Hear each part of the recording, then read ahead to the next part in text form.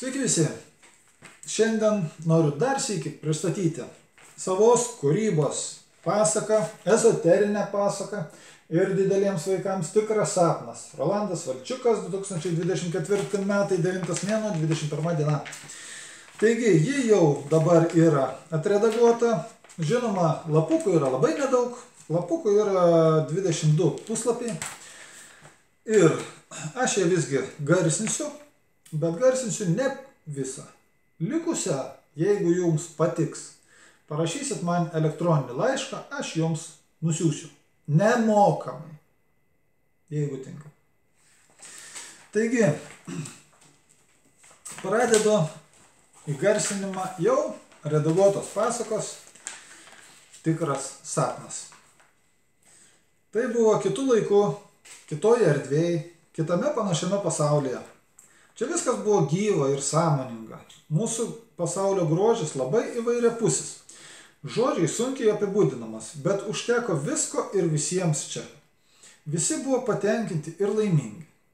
Jis buvo pilnas šviesos, džiaugsmo, džiugesio, gražių jausmų, dvasios pilnatvės, nuotykio. Jeigu nors prireikdavo, tai tiesiog atsirasdavo. O kai nutoldavom nuo tokio poreikio ar pamirždavom, tai kas buvo atsiradę, tiesiog vėl pradingdavo. Užtekdavo įsivaizduoti, duoti paskirtį, kam bus naudojama, kokia paskirtis. Ir viskas, ko reikėdavo, atsirasdavo. Erdvė suraibuliuodavo ir štai prašom, tai iš medžio kaip vaisius prisirpęs nukrisdavo, tai net būdavo ir lengvai iš dangaus nusileisdavo, tai iš po žemės išlysdavo. Ar, kaip minėjau, suraibuliuodavo tiesiog erdvė. Vėliau mes sumastėm, kad tai, kas atsiranda ir po to nebereikia, galima pasiųsti kitiems, kuriuos regėdavom pro prasiskiriančius debesis apačioje. Pradėjome rinkti, kas mums nebereikalinga, daryti tokius savotiškus ryšulius ir juos sumesdavom į retsykiais atsiveržiančius žemės vaizdus. Ir su nekantrumu maloniai stebėdavom, kaip dovanas gavę žmonės nustebdavo ir džiaugdavosi, dalindavosi džiugesiu su artimaisiais. Būdavo tos dovanos pakliūdavo ir jų nevertiems žmonėms, bet tai gaudavosi jų pačių išbandymų, kas nors ir nekėlė džiugesio, bet būdavo įdomu stebėti toliau įvykių vystymasi, kaip tas dovanas jie bandydavo pritaikyti savo arba galų gale atiduoti ir kitiems. Vienu žodžiu, gyvenom nerūpestingai ir vaikiškai. Karts nuo karto aplankydavo mus ir labiau subrendusios dūšios. Jos vadindavom vyresniaisiais. Tai kokią įdomią istoriją, tai kokią įdomų pamokymą jie papasakodavo ar parodydavo mintimis buvusius jų išgyvenimus. Išeidami linkėdavo subręsti, išmokti vadovautis logiką, analizuoti, mąstyti. Sakydavo, kad atėjus laikui tą turėsite išmokti ir pradėjus dabar būtų daug lengviau, geriau ir saugiau. Bet mums tai nerūpėjo ir vos vienam kitam kilo klausimas, ką jie turėjo mintyje. Žinojom, kad jei kada reikės vyresnių pagalbos, tikrai susisieksim, o greičiausiai kaip įprasta jie patys viską žino be mūsų ir ateina pabendrauti. Jų jau senokai nematėme, tikriausiai viskas tvarkoj. Kiek mes čia esam, patys nežinom, nes čia laiko nėra. Bet vis dažniau dangų gaubė debesis, ko anksčiau niekad nebūdavo. O dabar vis dažniau ir vis tamsesni. Ir tokie šiurpulingi, kad net šypsena dingsta nuo mūsų veidų.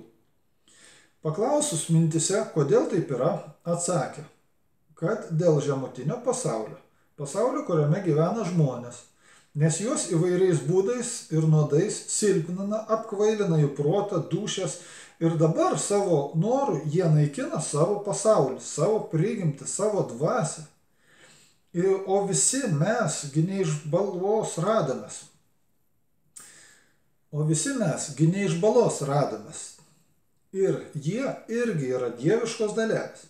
Ir kai tik daug žmonių kažką blogą ar negerą sugalvoja, tai pas mus irgi kaupiasi debesis, ko anksčiau nežinojom ir nebuvom matę. Ten rojus, arba tiksliau tariant, tai kas liko iš rojaus, yra pas mus tai yra tai, kas liko iš rojaus, yra pas jūs žemėje, o šis mūsų pasaulis dvasios lopšys. Tai todėl, kai tik žmogus pradeda naikinti savo gyvūną ar žemės dvasią, prasideda negeri dalykai, kuriems mes padėti negalime, nes kuo pas jūs blogiau, tuo mes esame egoistesni. O kada esi egoistas, apie darbus nėra ką galvoti, juolab apie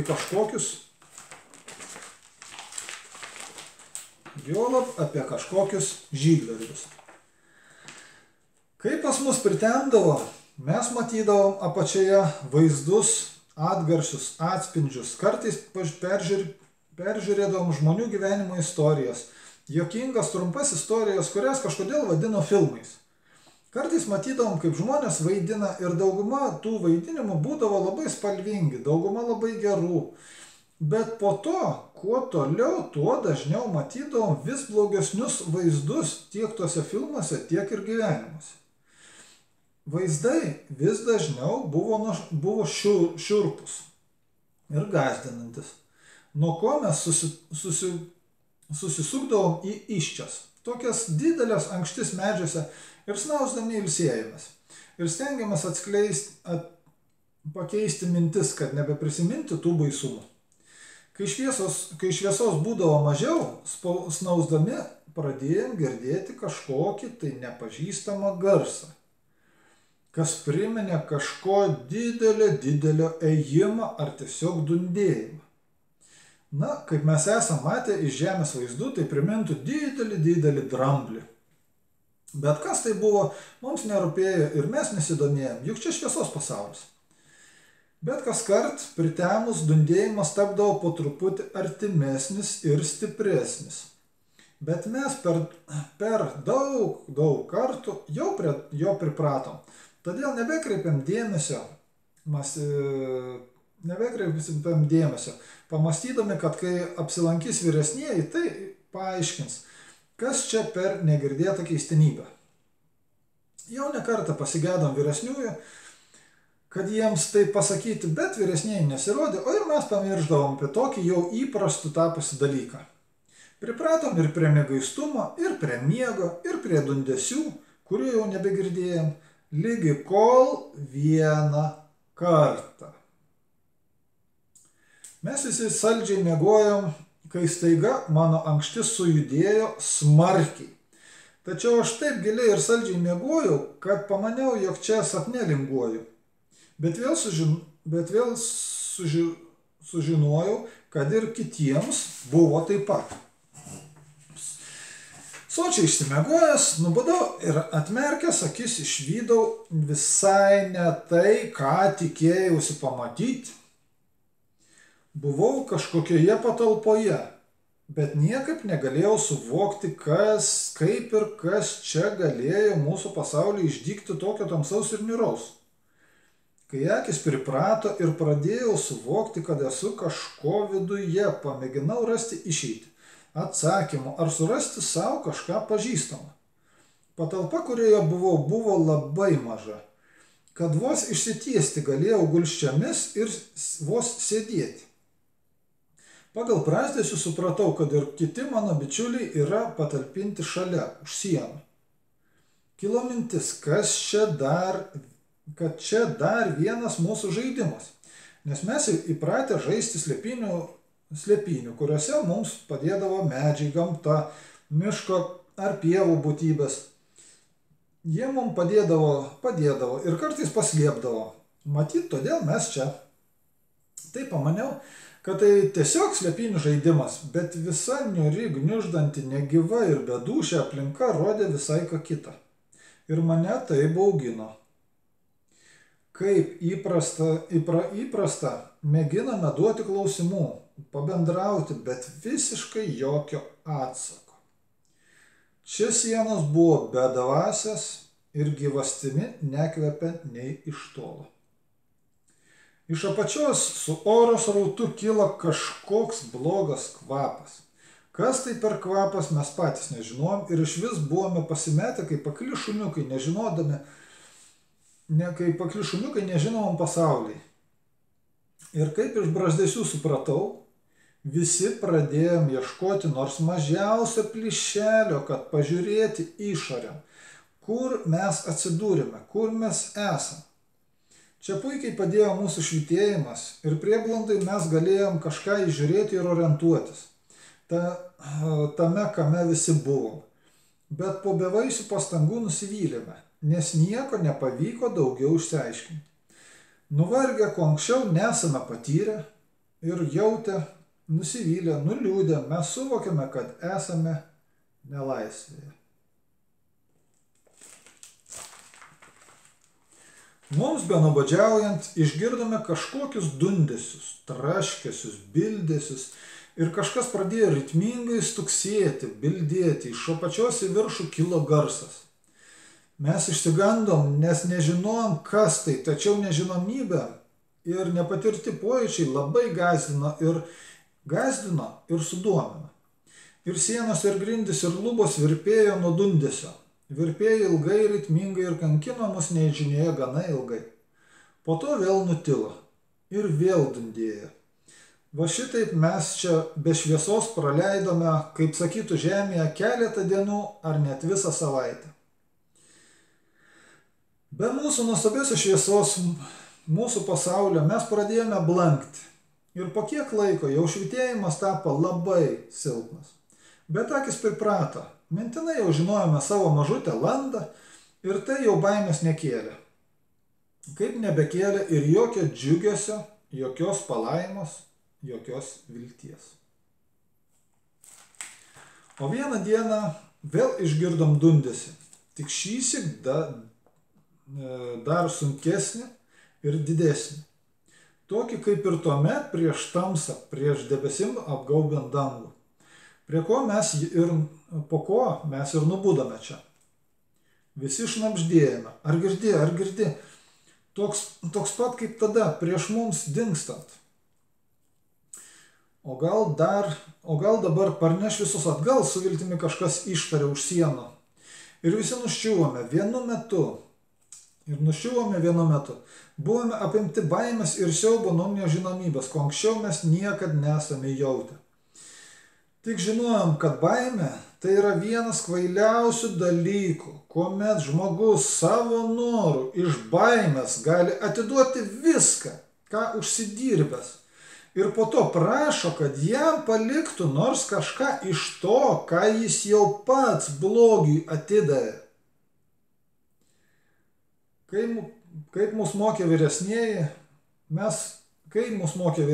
mes nesupratom, apie ką šnekama, o dabar tai tapo neįkainojamomis žiniomis. Tačiau šioje padėtyje didelė baimė sukaustė ir bijojome net pajudėti, taip, kad net šiurpas nupurtė ir mes su savim nieką negalėjome padaryti, kai buvo baisu. Dundesys priartėjo ir mes išgirdome kažkokį tai girgždėjimą ir traškėsi čia pat virš mūsų galvų. Tuomet mūsų grindys, ant kurių sėdėjom, nušliaužė žemyn su visais mumis ir po kelių sekundžių atsidūrėme kažkiek žemiau jau kitame aukšte, kur nebebuvo sienų ir buvo maži langučiai. Tokie maži, kad pro juos nei galvos negalėjai iškišti. Žinoma, ir išskristi nebuvo vilčių, kad ir kaip mes troškome. Čia, kaip supratome, galioja kiti įstatymai, visai kitaip negu savam pasaulyje. Kai tik grindys staigiai sustojo, kažkas subildėjo ir nukrito mums dar po vieną iščią. Mat anos jau buvo visai be gyvybės ženklų ir sudžiūvusios. Beveik nesiskyrė nuo tamsių grindų. Todėl mes puolėme prie jų, kad nors šiek tiek jos pripildytų mus šviesos energijos, prisiminimų ir nuotaikos. Šios energijos iš jų gavome labai mažai, bet ir tai buvo kaip gurkšnis vandens ištroškusiems. Šiek tiek atsigavę darsik žvilgtelėjome pro langiukus, pro kurios matėsi beribiai laukai, kalnai, medžiai remiantis debesis, bet nors pro plyšelius aiškiai matėme nuostabius laukus, te galėjome su nuoskauda ir liūdesiu prisiminti, kaip buvo nuostabu. Vėl nusivylę, aiškiai supratom, kad mes čia įkalinti ir toliau. Po kiek laiko pradėjome žvalgytis, ką matėme aplink. Aiškiai matėme, kad esame nedidelėme šešėlyje. Kad esame labai aukštai didžiulio bokšto viršūnėje. Tas bokštas buvo gana siauras ir iš apačios į viršų siaurėjo. Dievaži, juk tai milžiniškas medis, tik jis be šakų, be lapų. Tikrai aukštas, negyvas, pilkas kamienas su visai nedideliu stogeliu viršuje. Ir daug angų, tokių kaip pas mus. Į apačią ryškiai mažėjo ir jau nuo pusės jų visai nebebuvo. Matėsi tik kažkokie juodi užtamsėjimai tarp žievių. Ant medžio kamieno tarsi kažkas nutekėjo žemyn ir skleidė bjaurų kvapą. Todėl nėjo ilgai džiaugtis vaizdais prie langiukų, nes vos po poros minučių pradėdavom silpti ir tapdavo negera. Taigi, šiam kartui tiek. Laukite tęsinio.